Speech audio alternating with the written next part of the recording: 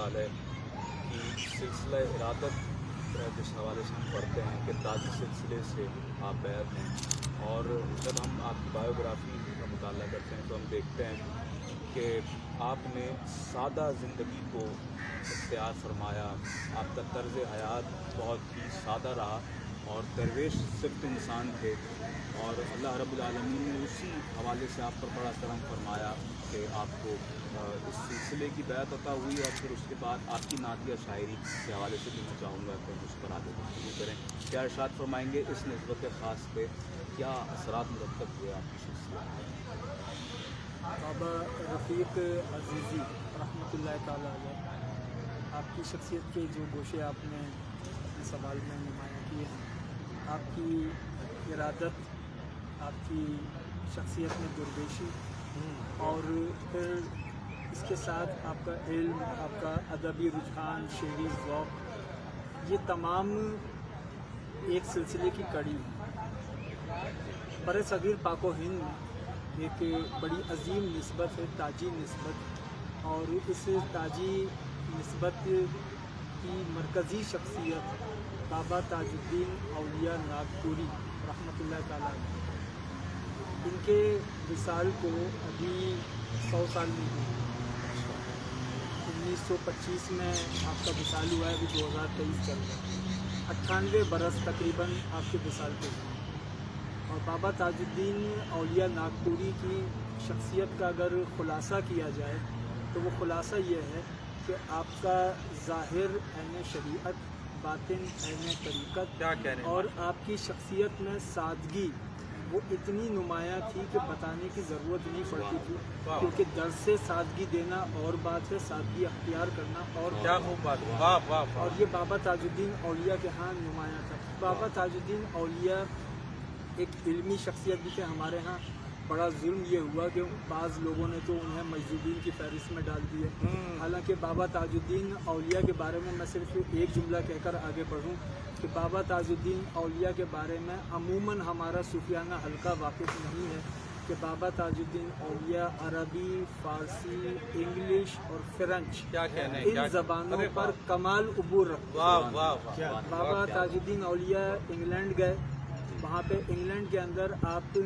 جہاں زیر علاج تھے، وہاں پہ جو ڈاکٹر تھا اس سے اتنی گفتگو ہوئی کہ جب آپ ہاسپٹل سے ریلیز ہوئے تو ڈاکٹر کو بھی شفا مل گئی۔ کیا بات ہے، کیا بات، اور وہ ڈاکٹر بھی آپ کے ہاتھ پہ مسلمان ہوئے۔ کیا بات ہے، ماشاء اللہ۔ اسی طریقے سے بابا تاج الدین اولیاء کا فرانس کا وزٹ تاریخ میں موجود ہے۔ بابا تاج الدین اولیاء فرانس گئے اور وہاں پر فرینچ میں آپ کے مذاکرے وہ تاریخ کا حصہ ہیں۔ تو بابا تاج الدین اولیاء کا بھی وہ انتہائی غمناک حالت میں حضرت کے پاس موجود، یہ چودھری رحمت علی صاحب نے رکھا، لیکن میں اس دور کی بات کر رہا ہوں 1925 کی۔ ابھی چودھری رحمت علی کے ذہن میں لفظ پاکستان نہیں تھا۔ اس وقت بابا تاج الدین اولیاء نے کہا تھا اپنے مدراسی لہجے میں یوسف شاہ تاجی سے کہ اے یوسف، تو میرے مرنے کے بعد پاکستان جائیں گا۔ ارے واہ واہ، یہ جو جملہ ہے کہ میرے مرنے کے بعد پاکستان جائیں گا، اس وقت پاکستان نام کی کوئی جگہ نہیں تھی۔ بعد میں پھر چودھری رحمت علی نے پاکستان کا نام تجویز کیا، وہ منظور ہوا، اور پھر اس مملکت خدا داد کا نام پاکستان رکھا گیا۔ تو اس نام کے پیچھے بھی بابا تاج الدین اولیاء کہ جب یہ نام تجویز کنندہ کے ذہن میں آنے سے قبل یہ نام بابا تاج الدین اولیاء نے بیان کر دیا۔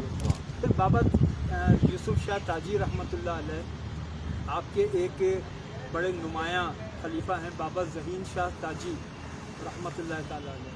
بابا ظہین شاہ تاجی یہ 1902 کی ولادت ہے، اور یہ 1902 کی ولادت یہ وہ دور ہے کہ جب اس دور میں محسن کاکوروی موجود ہیں، مولانا حسن رضا خان موجود ہیں، اس دور میں مولانا احمد رضا خان بریلوی صاحب موجود ہیں، اور اس سے ایک سال قبل وصال ہوا خواجہ غلام فرید کوٹ مٹھن شریف 1901 میں۔ 1902 میں بابا ظہین شاہ تاجی کی ولادت ہوتی ہے۔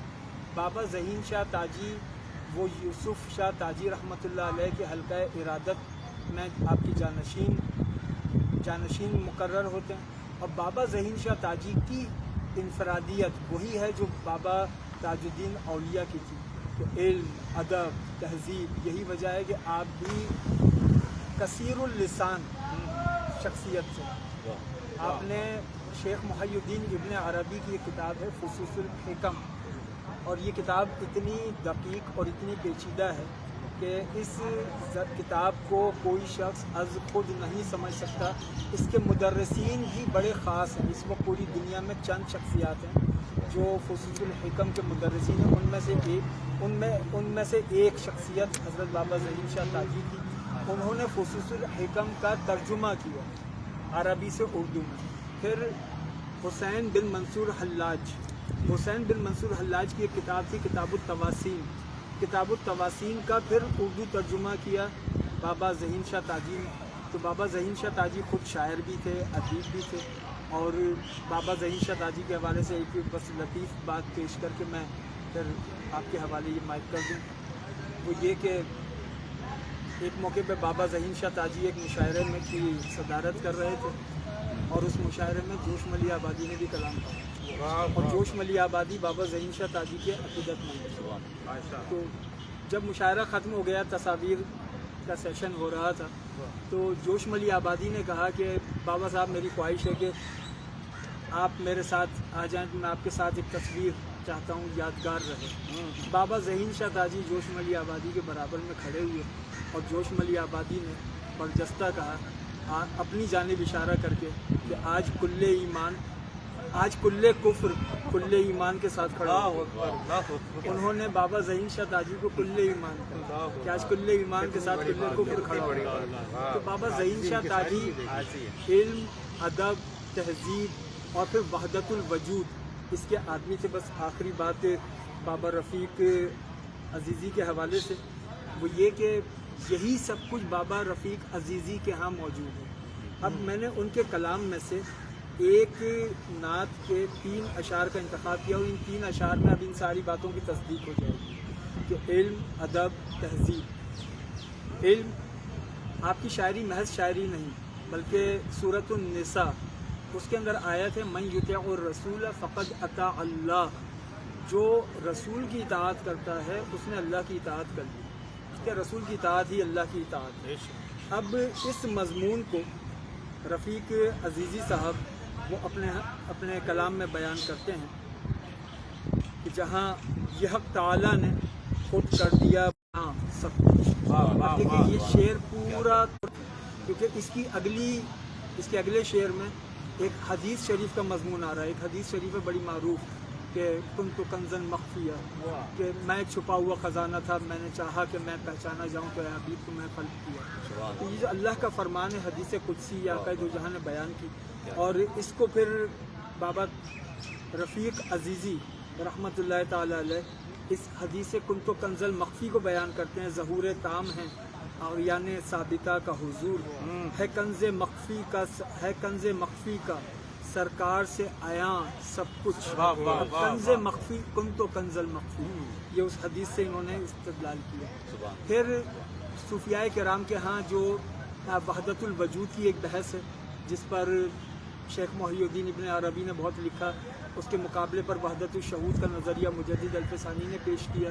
बाबा ज़हीर शाह ताजी ने वहदतुल वजूद पर बहुत अशार कहे, आला हज़रत ने भी वहदतुल वजूद पर अशार कहे, बहुत शुअरा के हैं, लेकिन मैं वो सब यहाँ छोड़ रहा हूँ। बराह रास्त मैं आ रहा हूँ हज़रत बाबा रफ़ीक अजीज़ी के फ़लसफ़ाए वहदतुल वजूद पर, जिसमें उन्होंने पहले शेर में कुरान से इस्तदलाल किया, दूसरे शेर में हदीस से इस्तदलाल किया, और अब तीसरे शेर में सूफियाए किराम के वहदतुल वजूद पर बहस करते हुए कहते हैं हुजूम वहदत व कसरत में खो न जाए, हुजूम वहदत व कसरत में खो न जाए, है सिर्फ इसमें मोहम्मद की कहकशां सब कुछ।